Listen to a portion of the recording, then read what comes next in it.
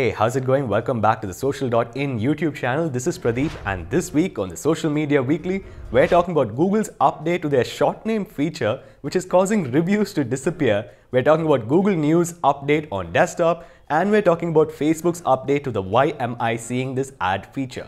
Let's get started.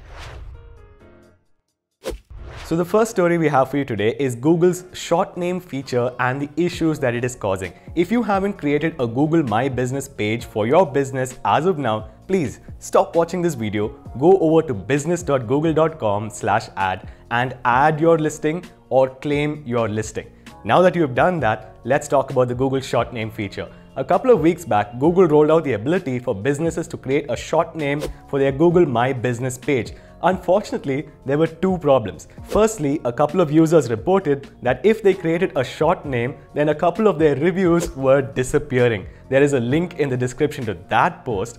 And secondly, another set of users were reporting that if they created a Google short name, then their page was getting suspended. I'm not making this up. The second link in the description takes you to a page which was reporting this issue, but which has now been suspended. That's like suspenception or something. The next story we have for you is about your Google Home listening to you. A couple of days back, Belgian news website VRT News broke the story that your Google Home was listening to you, that someone else was listening to your interactions and was able to personally identify you. So Google responded to this story with a blog post. There is a link in the description and they're saying, yes, we're listening to you, but that's only 0.2% of all interactions, but our contractor is not supposed to be able to personally identify you. Anyway, if you thought you could move over to Alexa,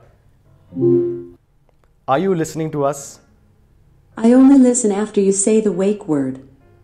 Well, that's all right then.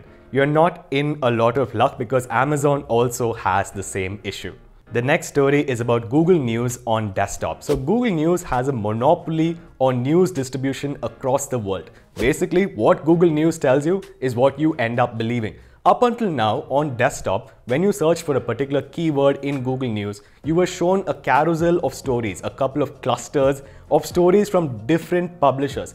Now, going forward, Google has made a change where they're showing you only one featured story from one publisher in a card format. This results in a restriction in the choice that users have and puts Google up more and more as a kingmaker in the distribution of news content. Now let's talk about Yoast version 11.6. You do realize that over the course of this show, we have talked about Yoast version 11, 11.1, 11.2, 11.3. Yes, this plugin is super important. It runs on millions of websites powered by WordPress. So in version 11.6, they made an update. This update has to do with an announcement that Google made at Google I/O in May this year, where they were talking about how-to content. So Yoast already has the ability to add how-to content structured data into your website. Now they're expanding that ability to their block editor, the Gutenberg editor, which a lot of you don't like. You can add how-to content using the block editor and it will be added by the plugin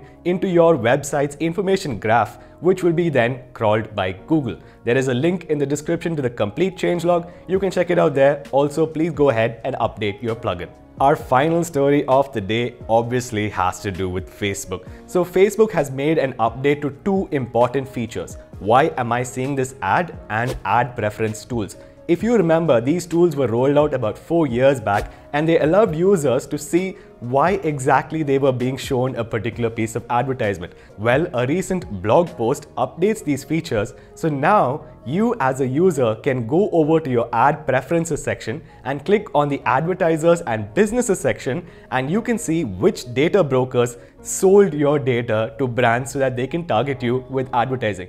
One of the users who actually did this found out that the #1 person who was selling all of their data to brands on Facebook was, get this, Google.com. That's about it for this week's episode, guys. If you liked it, please give it a thumbs up. Drop your comments down below. Go over to YouTube and subscribe to the Social.in channel. Ring that notification bell so that you never miss a video, and we will see you guys in the next week.